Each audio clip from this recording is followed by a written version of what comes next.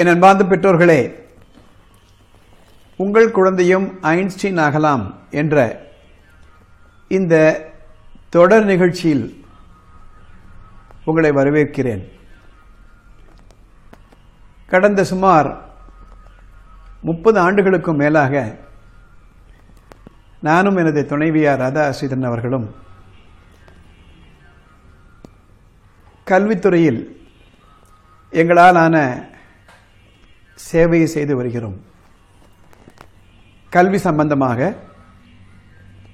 Neuro linguistic programming என்று சொல்லக்கூடிய மனதையும் மூளையையும் எப்படி ஒருங்கிணைப்பது என்பது பற்றியும்,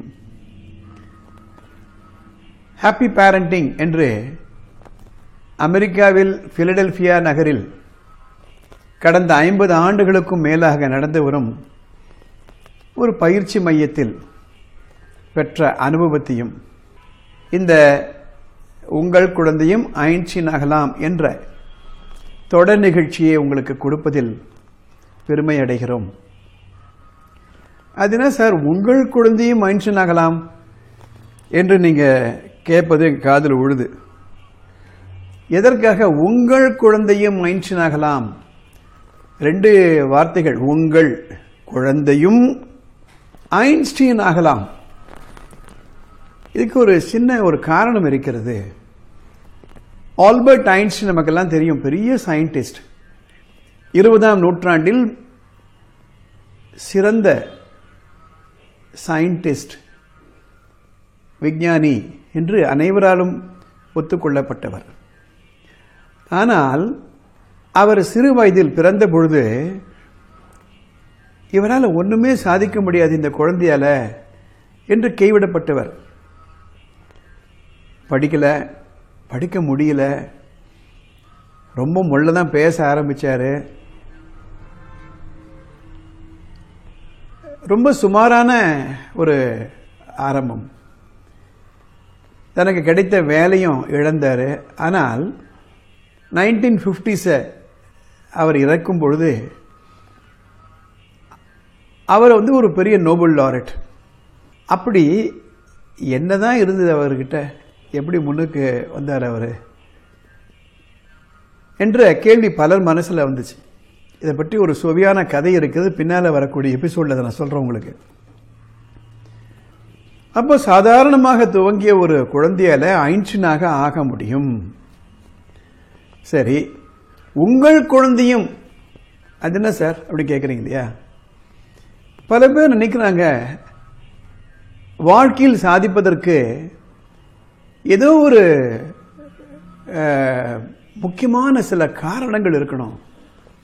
ஒன்று, படித்த குடும்பத்தில் பிறந்திருக்கணும், அல்லது வசதியான குடும்பத்தில் பிறந்திருக்கணும், அல்லது ஏதோ ஒரு டிவைன் இன்டர்வென்ஷன், தெய்வ அருள் இருக்கணும். அப்படிலாம் நினைக்கிறாங்க. இருக்கலாம், கண்டிப்பாக இருக்கலாம். ஆனால் எந்த குழந்தையாலையும் முன்னுக்கு வர முடியும் என்பதற்காக பல உதாரணங்களை உங்களுக்கு சொல்லப் போகிறேன். முக்கியமாக உலக அளவில் சாதிக்க வேண்டுமென்றால் என்ன செய்யலாம், அதை பற்றிய விரிவான ஒரு நிகழ்வு தான் இது. இதை ஒவ்வொரு பதிவேற்றமும் ஒரு 12லிருந்து 15 நிமிடங்களுக்கு இருக்கும். தொடர்ந்து பாருங்க, நோட்ஸ் எடுத்துக்கோங்க, இந்த சேனலுக்கு சப்ஸ்கிரைப் பண்ணுங்க. அப்போ உங்களிடம் இருக்கக்கூடிய குழந்தை, அவர்களுக்குள்ளே புதைந்திருக்கக்கூடிய ஒரு ஆற்றல், அதை என்ன செஞ்சா உலக அளவில் உங்க குழந்தையால சாதிக்க முடியும். இப்ப புரிஞ்சுங்க இல்லையா? உங்கள் குழந்தையும் ஐன்ஸ்டீன் ஆகலாம். இப்ப ஜீனியஸ் என்று ஒரு வார்த்தை எழுதிக்கங்களேன். ஜீனியஸ், மேதாவிகள் சொல்லலாம். இந்த ஜீனியஸ் 2 விதமா நம்ம பிரிக்கலாம். ஒன்று, பார்ன் ஜீனியஸ், பிறக்கும் பொழுதே ஜீனியஸாக பிறக்கக்கூடிய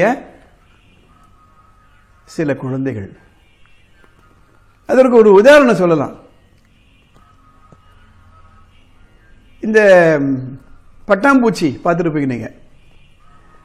அந்த பட்டாம்பூச்சி பார்க்கறதுக்கு ரொம்ப அழகாக இருக்கும். பல வண்ணங்களில் இருக்கும், அழகாக பறந்து போயிட்டுருக்கும்.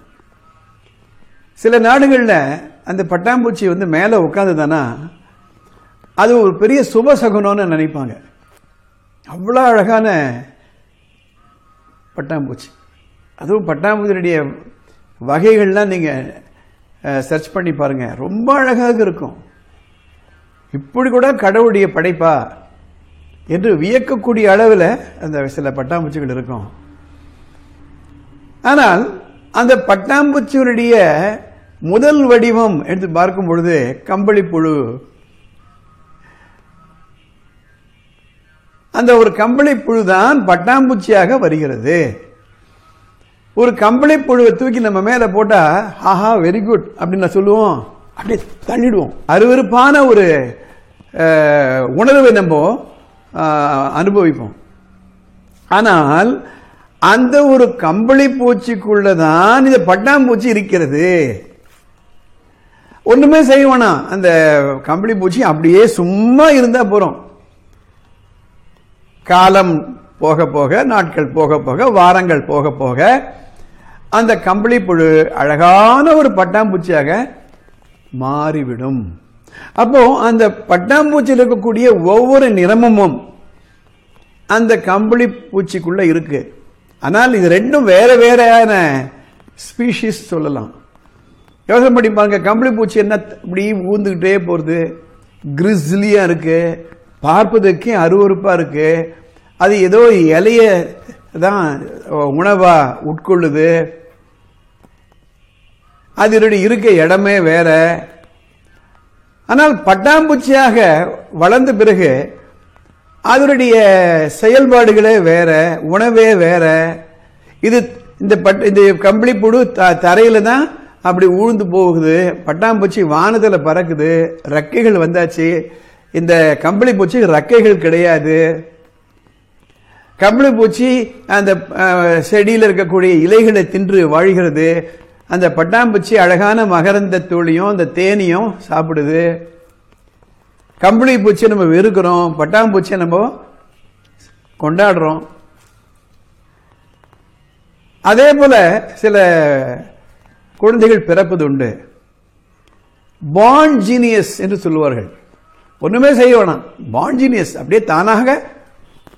பல பாடகர்கள், ஃபார் எக்ஸாம்பிள் மறைந்த பாலமுரளி கிருஷ்ணா அவர்கள் 3வது வயசிலேயே கச்சேரிகள் தான் நடத்தினாரு. உங்களுக்கு தான் தெரியும், பேபி காயத்ரி வீணை, இப்போ வீணை காயத்ரின்னு சொல்லுவாங்க. சிறு வயதிலிருந்தே அந்த வீணையை வாசிச்சாங்க. அண்மையில் கூட முகநூல்ல சில சிறு குழந்தைகள் பாடுவதை நம்ம பார்த்திருக்கிறோம். இந்த 6 வயசு 8 வயசு இருக்கக்கூடிய குழந்தைகளுக்குள்ள இவ்வளவு ஆற்றலா என்று பிரமிக்கக்கூடிய அளவில் அந்த குழந்தைகள் பாடிக்கிட்டு இருக்காங்க. சில குழந்தைகளுக்கு சில அபூர்வமான சக்திகள் இருக்கிறது. எனக்கு தெரிஞ்சு பல ஆண்டுகளுக்கு முன்பு ஒரு குடும்பத்தில் ஒரு குழந்தை, அந்த குழந்தைகிட்ட போயிட்டு ஏதோ ஒரு நாள், ஒரு மாதம் சொல்லிட்டோம்னா போகிறோம், ஒரு வருடம் சொல்லிட்டோம்னா போகிறோம். அந்த குழந்தை டக்குன்னு அது என்ன கிழமைன்னு சொல்லிடும். ஃபார் எக்ஸாம்பிள் 2012 14th அப்படின்னு சொன்னோம்னா டக்குன்னு அந்த கிழமையை சொல்லும். ஒரு ஃபியூ செகண்ட்ஸ் தான். எத்தனை முறை கேட்டாலும் அதில் பெசகாமல் கரெக்டான அக்யூரேட் 10 out of 10. சின்ன குழந்தை தான், இத்தனைக்கும் 6 வயசு 7 வயசு, இன்னும் கொஞ்சம் கூட சின்ன குழந்தை கூட 4 வயசு 5 வயசுல இருந்து. அந்த பெற்றோர்களுக்கு ஏதோ பிரச்சனை போல் இருக்கு அப்படின்ட்டு அந்த ஆற்றலை வளர்க்கல. இது நீங்க அந்த குழந்தை கேலண்டர்னா என்ன தெரியாது, நாட்கள்னா தெரியாது, மாதம் என்றான்னா தெரியாது. இதெல்லாம் உதாரணங்கள் பார்ன் ஜீனியஸ் இருக்கு. சரி, அப்ப என்னுடைய குழந்தைகள் பிறப்பிலேயே அந்த ஒரு ஜீனியஸ் வரல அப்படின்னா அப்படியே விட்டுலாமா? அவ்வளவுதானா? அல்ல. Mad genius due to human effort. இது எழுதிக்கங்க, mad genius due to human effort. தெய்வத்தால் ஆகாது எனினும் முயற்சி தன் மெய்விருந்த கூலி தரும். படிச்சிருப்பீங்க திருக்குறள். ஒருவேளை தெய்வம் நம்மளை அப்படி படைக்கல, மெய்வருத்த கூலி தரும் ஹார்ட் ஒர்க் மூலமாக முன்னுக்கு வர முடியும். அதை பற்றி தான் நம்ம பேச போகிறோம். உங்கள் வீட்டு குழந்தைகளுக்கு என்னென்ன ஆற்றல் இருக்கிறதோ பின்னால் பார்க்க போகிறோம். இந்த தொடர் நிகழ்ச்சியில் மல்டிபிள் இன்டெலிஜென்ஸ் பார்க்க போகிறோம்.